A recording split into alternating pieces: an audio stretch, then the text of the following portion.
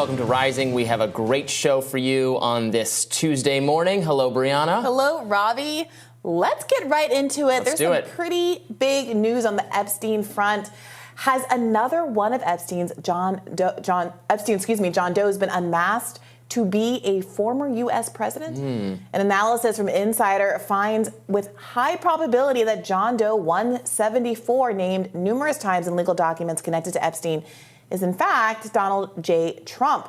According to unsealed documents, John Doe 174 is a well-known, longtime associate of Epstein's, often appearing in his social circles, but not necessarily explicitly linked to any wrongdoing. One victim confirms she was not made to massage 174 at any of Epstein's properties. Now, after a new batch of documents were unsealed yesterday, some media outlets briefly latched on to previously reported and now retracted claims that Trump, along with Bill Clinton and Sir Richard Branson, were taped assaulting underage girls while traveling with Epstein. Now, this explosive accusation was made by accuser Sarah Ransom, who later admitted in her tell-all book that she had made that claim up as insurance. Ransom later maintained that, quote, Jeffrey kept a trove of surveillance on every person who had ever visited his properties. All in all, neither Trump nor Clinton responded to outlets' requests for comment. Now, we all know that Trump is a little busy dealing with other legal matters. And as for Bill Clinton, well, he's on a Mexican getaway with none other than California Governor Gavin Newsom. Hope they're having a grand old time. So this is interesting. So, you know, these are people who are named in the documents, not the vast majority of them not actually accused of in the documents of necessarily sexual misconduct. The individual 174, if in fact that is Donald Trump, does not specify that he was accused of misconduct, and in fact there is one accuser saying that she did not give him a massage, nothing of that sort. So really, it's just additional confirmation of the fact that Trump, like Bill Clinton, like other famous political figures and celebrities, were for sure associates of Epstein and had traveled with him and knew him. And people have to make of that what they will. Yeah, I mean, this is new, and then it isn't. Right. We already know that Trump's name came up several times during Ghislaine Maxwell's criminal sex trafficking trial. This is also from Business Insider. In that trial, one of his Mar-a-Lago employees testified about an Epstein victim working at Mar-a-Lago. Flight records made public on that trial showed Trump flew on Epstein's plane with his son Eric. And one victim at the trial said Epstein name-dropped Trump, apparently to demonstrate he was connected to powerful people. So that's the thing about the Epstein scandal. It is not really a partisan exercise. Absolutely so many not. people are implicated in it. But there is this interesting way that specifically the idea that liberals and Democrats are engaged in child predatory behavior, whether it's through Pizzagate, QAnon, all these kinds of theories. It is interesting that it does seem to have this very specific partisan lens when the actual facts of these indictments and what people have been accused of and what these associations are so absolutely nonpartisan at all. It's a little bit like the lab leak theory discourse, where for some reason the people obsessed with it ended up being conservatives and Republicans and like anti-establishment people like the viewers of our show, when the actual crux of the issue does not impugn one party more than the other, is frankly what it reminds me of.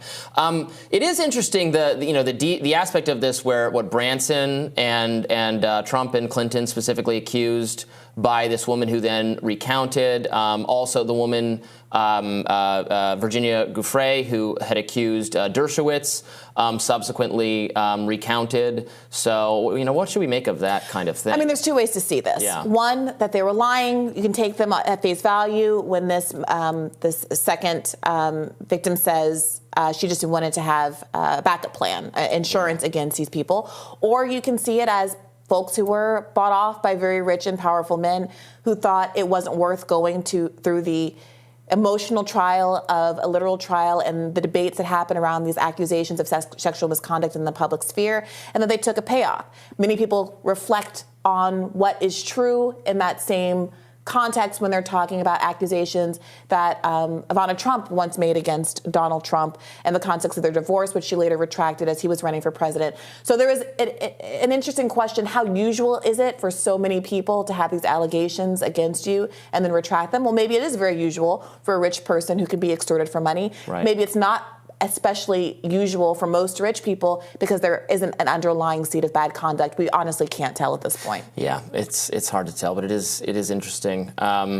It's worth noting that Doe 174, prospectively, potentially Trump, his name came up in 9 different documents that were previously under seal with this most recent unsealing. And as of Monday night, as of last night, 3 of those documents had not been completely unredacted. So there might be more information and more kind of context about Trump's involvement to come out soon. Yeah, speaking of that, here's my question. Who has these tapes? Who has these surveillance tapes? Were those seized? Are those the FBI's property? That seems highly relevant for settling some of these accusations that have been made and then withdrawn, or wondering who these other people are. We don't have to rely on, or the authorities don't have to rely on the testimony of witnesses. If there's tapes, that would be pretty. That would be much more objective evidence, and it would help clarify some of these matters. Now, I mean, not that the tape should be publicly shown or something, but they should be part of a criminal proceeding. Properly contextualized, only the jury or whatever seeing them, but then we would know who else deserves to go down for this, and that would answer a lot of questions. So I wonder who has those tapes and why we don't hear anything about them. Right, and if the alleged victims can tell us something about where the tapes were found and where they were recorded, if the tapes then are missing, if they're no longer in police custody, I think that is very revealing in and of itself as well. If you can prove the initial existence of the tapes, even if you cannot find them now, that is incredibly damning, because look, the whole reason why this is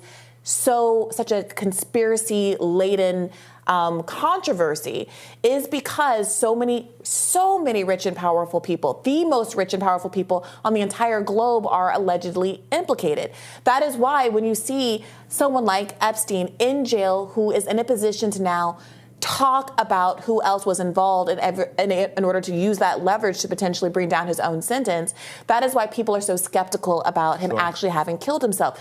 The ratio of kind of the ability to hurt other people with your testimony versus the value of your own life was so out of skew that I think that's largely what's driving people's disbelief. 1, that Epstein killed himself, and 2, that we're ever going to find any hard evidence on all of these enormously rich and powerful people that frankly have the ability and power to make a lot of inconvenient information disappear. Right now, the only person in prison, Ghislaine Maxwell, whom Trump said, I was reminded of that in this Business Insider article about John Doe 174, that he said, he said a bunch of negative things about, obviously, the disgusting crime she's accused and convicted of, and then, I wish her well.